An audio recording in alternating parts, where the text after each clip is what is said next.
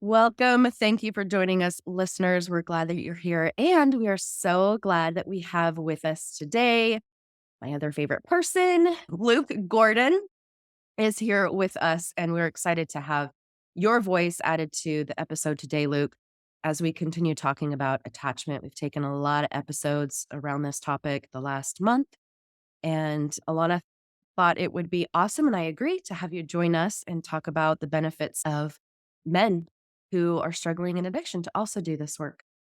And I'm not going to talk so much, y'all. As you can tell, I have a head thing going on. So I sound horrible, and I don't want to make you all suffer through that. So I'll try not to talk too much today. Amy, are you pretty sick? Well, yes and no. I did so much processing this weekend and brain spotting training. Mhm. And freaking Luke, I released a shitload of stuff and it's coming out literally. So you're getting the physical experience Yeah. of Oh, hell yes. yeah, Yeah. yeah. Crazy. So I sound awful, but I feel amazing because I healed some early attachment wound parts, bro.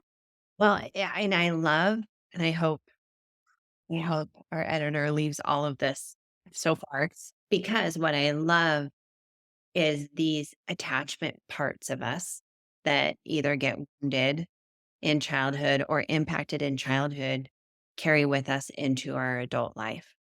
And often it's carried so deeply that we don't see it and we don't recognize it. And so doing this work can be so beneficial. The thing sometimes I think that gets a little confusing with attachment work is when to do it and how to incorporate it. And so I just want to put a quick disclaimer. If you are in brand new, fresh trauma, then getting that safety and stability is the first thing we want to do. That phase one for the betrayed partner, the grief in the morning is phase two. And then this would be more of that phase three work. For the individual who's struggling with sexual problematic behaviors, I would love, Luke, maybe for you to start. We'll start wherever you're going to start, but I would love your thoughts on where this fits into their work. Yeah, and I'm never sure where I'm gonna start. The one thing I will tell you right now is a lot of the work that's happening right now with the clients that I'm working with simultaneously is being some things I'm experiencing of in my own journey. And so if I get emotional during this at all, I may or may not. A lot of it just comes from the power it's holding for me personally. Right away, you get caught. I'm talking about the person did the betraying, the addicted person, whatever compulsive behavior. That person, once they start to wake up, and waking up takes like 3 months if you're indebted to waking up and trying to, of like, what is going on, being ready for that change, they go, okay, wait, my spouse is in a lot of pain. And why did I do this stuff? Why am I the way that I am? Who am I? Just some confusion. So we have an opportunity to get into the root. And so much is just around attachment. The reason I'm in this space is because I'm hiding, I have secrecy. Why? Because my spouse might have told me a few different times, like, hey, I can take anything, but I can't take the lies. But I don't believe her, obviously, because she can say that a million times, but I still lie. I still hide. So it's attachment. It's attachment. When I say attachment, we're talking about the beginning of the journey of me as a human. And just to set the stage for this a little bit, me as a tiny boy, a little baby boy, I came to this world and I had a mom and dad waiting for me.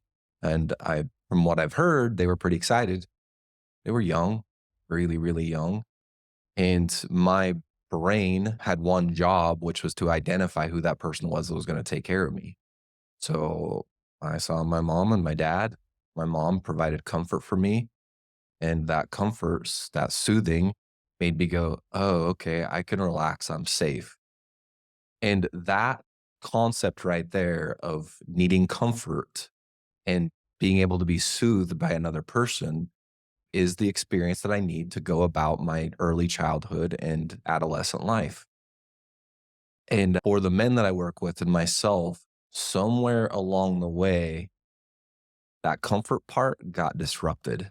Me taking the ability to be able to get comfort. Want to throw in their comfort or just needs. Comfort is a huge part of that, but there's so many needs. Even the basic food embedding and stability and them not being scary. But yes, and I want to put that out there for people who are listening to you going, okay, but I think my parent was comforting any of that host of needs. And I'm gonna talk about the experience of assuming that you had and sad if you didn't, food, shelter, just those basic needs. I'm talking about you going through experience as a little person going, "My job," your brain goes, "Okay, my job is to explore my world and find my identity, learn who I am, that I am different than my parents, that I am unique." And as a little person, you're differentiating from your parents. You start it at an early age and you go, "I am not my mom and dad, and I'm going to be different." And so I explore my world and find out more about me.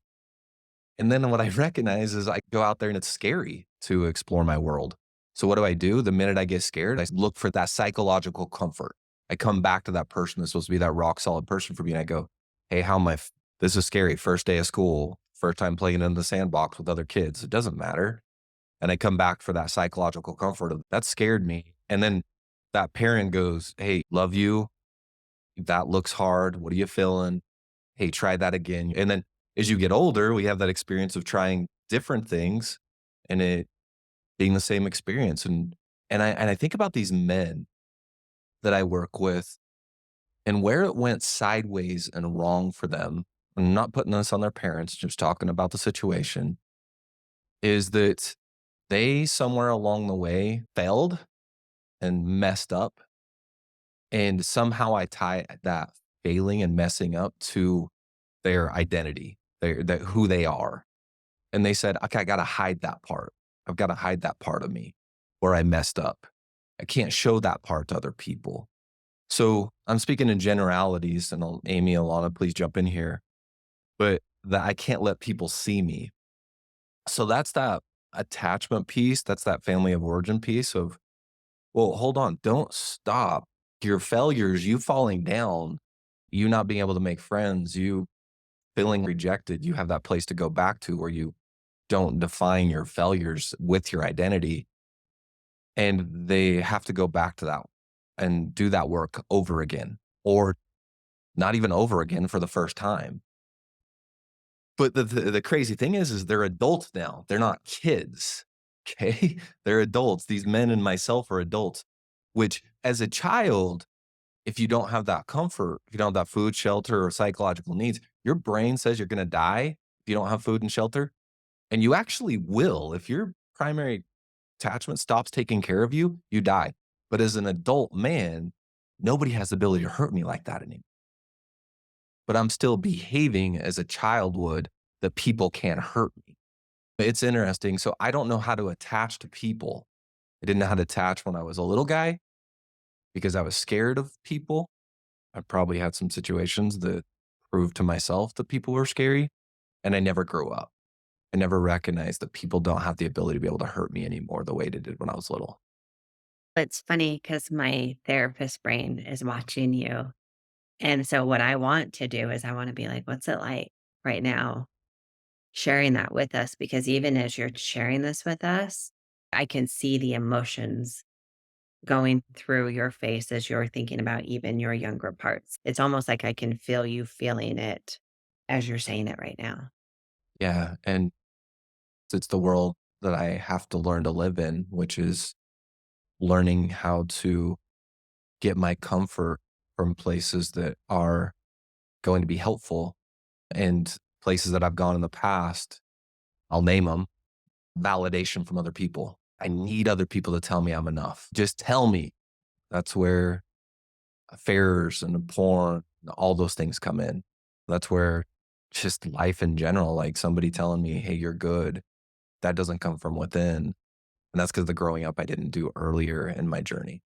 So it's an intense feeling. And I don't say intense feeling as like, oh, give me some pity or anything like right now. I just say as like, that's some growing up that I have to do.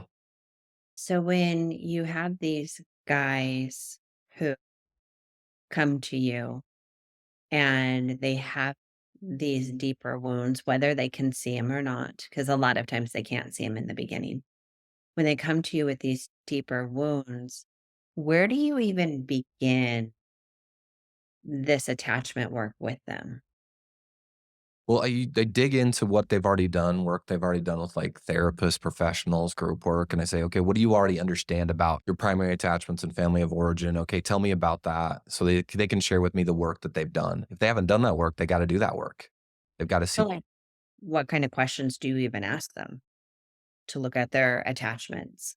where we start in that journey is just an exploration. Okay, tell me about when you came into this world, who was going to keep you safe physically, emotionally. Who was that person? How did you interact with that person? What was it that they did? What was the best time you ever had with that person? What was the worst time you ever had with that person? That question right there, can I pause you? Luke asked me this on one of our walks the other morning, and I was so blown away at what came up for me with my parents. Best and worst memory with my mom, best and worst memory with my dad, and being like, oh, that's interesting. And then Luke, I feel like Luke and I have had every conversation under the sun. And so it's very rare that he'll give me information where I haven't heard a story or something before. And one of your memories that you brought up, I had never heard before. And honestly, it was traumatic. And I was surprised it had never come up. But that question, the best and worst, so interesting what our brain provides. Let me tell you, majority of the time, what I end up doing, and it's several sessions, which is, okay, tell me. And it's all rainbows and Skittles with their parents. And I say it over and over again. I'm like, here's the deal. We're not playing the blame game. We're playing the name game. We're not throwing your parents underneath the bus. It's okay. Amazing people. You're an amazing person. You had to come from amazing people. These people, they gave you an opportunity to be here in this world, right? I'm not looking to throw them under the bus, but we have to name your experience. And so often, this wall is like 500 feet tall of even being able to talk about them in anything besides this glorious manner. And it's so problematic. We can't even get to the work. And so it takes a little while, and it's taken me a long time. I even on this podcast 5 times I've thought about my parents and how I don't want y'all to like, there's where I felt emotional. Whew. Here we go. I don't want y'all to think that I came from bad people, but my experience didn't allow me to feel secure attachment all the time. Okay. So there are no perfect parents. They're all broken, right? It's just us learning to identify our experience and understanding how it impacted us. So a lot of this journey is just asking question after question, digging into what was your experience like. Another one that's interesting is I say, all right, go ahead and give me some describing words of mom. Give me some describing words of dad. And I have a column in front of me that says positive and negative. And I go positive, positive, positive, positive, positive, positive. I'm like, okay, give me something that might be negative. And it's like a stop point. What's also very interesting is we go generations deep. We actually go to grandma and we go to great grandma. Okay. Parental and maternal. And it's so cool because we get a chance to see patterns be repeated generation wise. And I'm able to point that out and they're able to see it. And we're able to see patterns that have been broken generation wise, GEDs to master's degrees through generations. And I'm getting off topic now, but a lot of No, what I we're love it. And I'll just tell you yes to all of that. And one of the parts that I was able to release in this last weekend in that brain spotting training was a part that wasn't me. It was an ancestral experience. So something that did not actually happen to me, but I carried the trauma of, Mm. and I was able to give that back and not absorb that and let that be that person's trauma. I actually did that with 3 people all in one freaking weekend, which is why I sound like this. But being able to identify the ancestral part is really, really beautiful. And what I keep hearing, what comes to my mind as I'm hearing you talk, Luke, is just that truth, that owning your experience is owning your truth and your story and being honest about it. Because if we're not honest about it, like you said, I see this with my women too when we do the attachment work. It's parents were great, positive, positive, positive, positive, positive. But that isn't completely honest because no one shows up 100% positive. No Yeah. one. So you've got to be honest with your experience in your journey, present, but past. And then going into that ancestral work is phenomenal. What is that book? That's what I was just gonna talk about. The book, It Didn't Start With You. And if you're listening, Amy, and you're like, "Whoa, that sounds kinda woo-woo," there's actually science behind it, and it will show for 3 generations at a cellular level that is passed down. And I won't go into the whole thing, but there's a study on mice where they would shock these mice, the male mice, they'd shock them. Every time they smelled the cherry blossom, they would shock them. Well, guess what? Every time then the smell would come, these mice would be terrified that they're about to get shocked.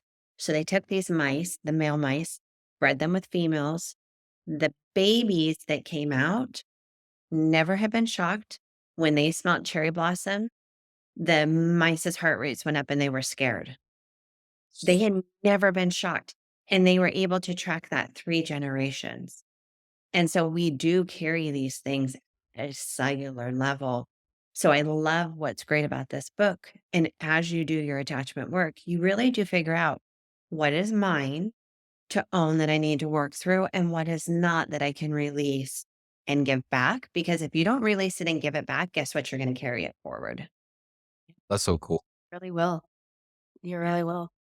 It's so cool because I actually saw something that this is, and it's not a coincidence, right? But the day before I had my training, I talked to my oldest daughter who mentioned something that she struggles with. And I was like, huh, that's really interesting. And then it didn't click until one night after my training, I was doing my left hand writing. That's when I found another part to release. I gave it back. And then that's when it connected. Holy shit. I'm releasing this back to my ancestor, but this is exactly what my daughter just told me 2 days ago. It's not hers either. And I was like, oh my gosh, this is so cool to see that no, we don't have to own this. We can so give it back. And that's that deep healing. And so on both sides, I'm not trying to jump in and share my story here, but betrayed, addict, this is our human experience and human right to be able to do this work. Because Luke, I know you're talking from the addict standpoint, but you still have to own your truth and your story and your experience long before you even met your partner.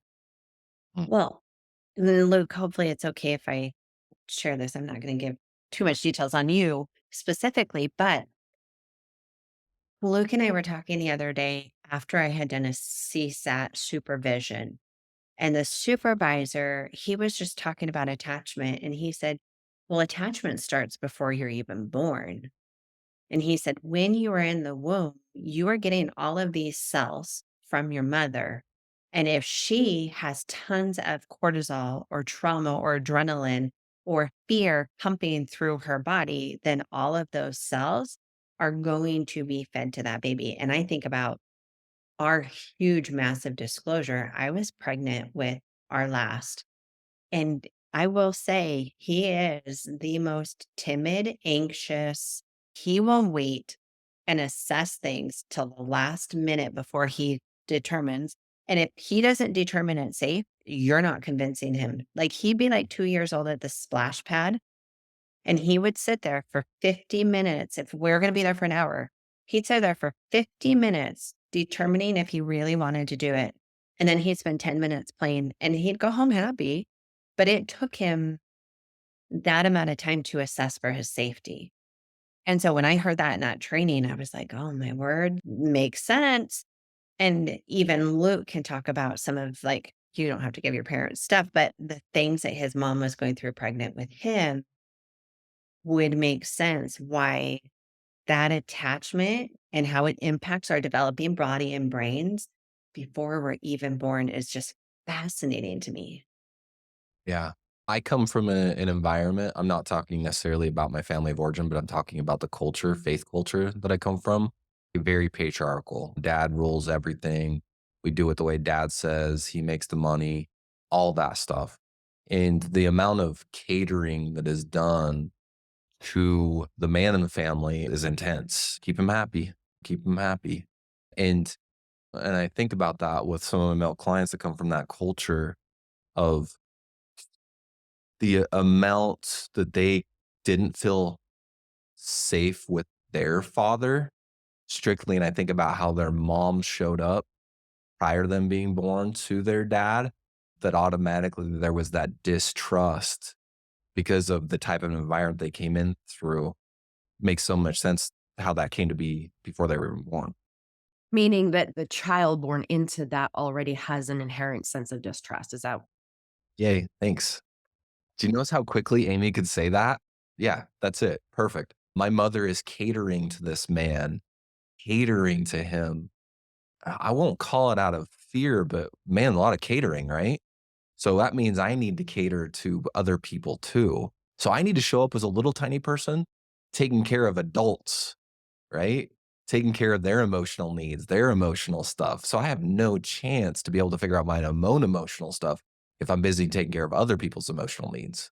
Well, and think about that. If you have a dysregulated father, and then this little person who doesn't even know how to regulate their feelings is expected to, dad's home, be quiet. Dad's home, don't make him mad. And I'm not speaking to your dad. I'm just speaking to Totally. this culture. And I know it very well. This, everybody has to get in line. Everybody has to be quiet. Everyone needs to make sure dad's emotional state stays regulated. Yes, all of those little people get that message to take care of that caregiver's feelings and how problematic that becomes long term and an abandoning of self when there's not even skills to be able to handle that. Yeah. and then you don't realize that you're carrying that over. Just as you said that, I thought, "Oh gosh, that makes sense." Also, I think I've shared this before, but when my ex was gone or out of town and I could be loud, I remember one time I let that vacuum run all damn day. I didn't care if the motor was gonna burn out. It was noise, and I was gonna let it just burn and make noise because I could, because when he was there, it was that stay quiet and jump into that role, but I knew that role well, so it wasn't a red flag at the time. It wasn't like, "This isn't right. You should be able to run the vacuum and make noise and put dishes away and clank around." But that was a learned role from attachment. So in our we and like you're saying, we carry that into future relationships. So it wasn't something that stood out to me as, "This isn't right." It's like, "This is normal." This is so interesting talking about this. And I know every man looks totally different. But what I heard you say is you really start exploring with them what some of their messaging was, ways they connect, ways their caregivers were there for them or weren't there for them. How does a guy actually heal his attachments? How does he become healthier in this area? It's really interesting and it doesn't bring a lot of comfort, but it's still truth. 85% of the journey is awareness. If you just create extreme awareness over the experience, the human brain's amazing. It can handle it, right? It can figure out the direction in which to go. Just enough awareness is created around it. So that's what all men do. I'll find something out that they were before and it's really uncomfortable. Like, okay, Luke, what do I do about it? And I look at them like, I don't know. What do you do about it? Do we have to do something about it right now? And they're like, absolutely, we got to do something about it. What if we don't? They're like, are you kidding me? And then I probably goes like, they're going to fire me because all we're doing is creating awareness at this stage in the journey. With that awareness will come some really organic action items that will not carry a sense of obligation, but those actions will carry a sense of eagerness and motivation and desire compared to that. I got to do that. Now it's like they're ready to move, but enough awareness has to be created to begin with. So then that makes me ask the question that I think maybe a lot of women are wondering, okay, so then can he do this attachment work while he's still acting out when he's sober, recovery? When does he do this deep kind of work? Um, that's a good question. he's already been doing it. If he hasn't known he's done it, it's just going to create some more awareness around it. I'm going to jump in and give my professional recommendation is generally, I would say we arrest the addiction first. If we have addiction or compulsive behavior or problematic sexual behavior, let's tackle that first because that's like if they come into the ER, we got to triage them. We have to see, okay, we have to stop the immediate bleeding. So we're going to do that first. And then we're going to also see what broken bones and what other things we have. That being said, there are a few exceptions to the rule. If I have a guy who's been doing a lot of recovery work for a long time, and it still hasn't completely stopped acting out behaviors, but also has a lot of foundational skills. I'm okay with them doing the work at the same time, but that's not what I would generally say. Generally, I would say, because most people don't come to me and say, hey, I've been doing work for 5 years or I've been working for a decade. They are out there. That's not common. So if I have people who are just starting, there are some just basic foundational awareness and skills and needing to arrest the addiction first. That would be my professional recommendation. Yeah, and this is why it was so hard for me to answer is the very first thing you give to somebody is some awareness around the tools that exist and what's actually happening, those basic skills to combat what's actually happening. Because if your brain's not at least awake enough to be able to process, it's hard to get down there at a deeper level. So that's what I hear you saying. But I'm not going to give you like 90 days is the day that you start or 180 days is the day that you start. I think it's way more specific towards their experience, and that's why you can't do it on your own. And then I just want to add too is that if, again, this is coming from a betrayed partner's watching her partner do this work, is if them doing their own family of origin attachment work is being weaponized, Mm. saying, I'm going to do this work right now, and that's why I'm still an addict. We just are going to call bullshit on that because that would be a great indicator for you that just like a lot of the things that we talk about can get weaponized, this is important work to do, and every human needs to do it. But I guess that's why I wanted to ask that question ahead of time too, is if you are still heavily acting out, like you said, Luke, your brain isn't open. Your frontal lobe isn't even ready to handle that.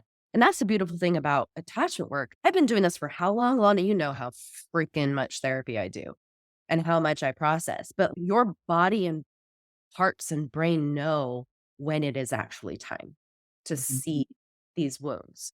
And so you have to be on that growth mindset journey for these parts to come out when they are ready, when there's been enough safety created in your system so that they can speak to you, your story and your experience. I love that. And what you just said there, enough safety in your system.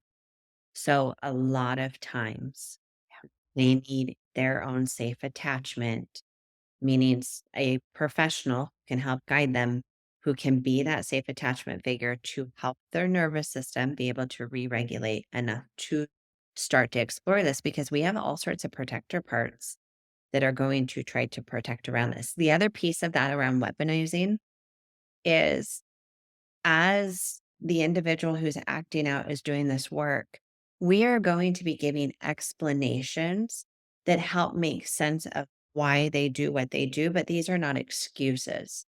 So if someone is saying, well, I do this because my dad did this, or I do this just because I'm an addict, or I do this when we are using it as an excuse, as a way to weaponize, that's different than here's an explanation that helps make sense of my experience. And I'm going to take accountability and action in these ways. So I just want to highlight the difference there between the excuse and the explanation. So I know, Luke, I feel like we could have gone so much longer, but I know Oh, we're on time. What do you want to leave with individuals who are trying to figure this out? Mm. When you have a man who is just at the beginning of wanting to understand his attachments and he feels super overwhelmed with it, what would you tell him? Dig in and recognize when you dig in, it's going to be as rewarding as it is hard. And just rush into it. Don't think about it and find somebody that's qualified to help guide you through it. Oh, Because that person right there, your professional you work with, is supposed to actually, in theory, be the primary attachment that you got in family of origin to help you explore to create safety for you. You can't do that on your own. You have to find somebody you can feel safe with that won't run away from you. Yeah, just go do that work. And then for the partner, I would just say a lot of empathy because you thought you married somebody or got with somebody that was ready to attach to you. And I'm sad that they weren't ready to attach to you when you thought that they were. And they can still do the work. Thank you. Thank you for joining us. And when you said it's rewarding as it is hard, that was powerful because this work sometimes is so brutal. And it also is so amazing and so rewarding. You don't get one without the other.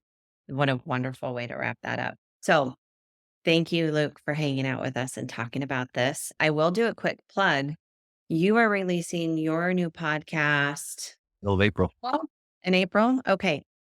So, coming up here, check out Luke's new podcast. We'll have links to it in the show notes, maybe at some point. I don't know. But for all of you hanging out with us today, thank you for joining us. And as always, we look forward to seeing you all next week.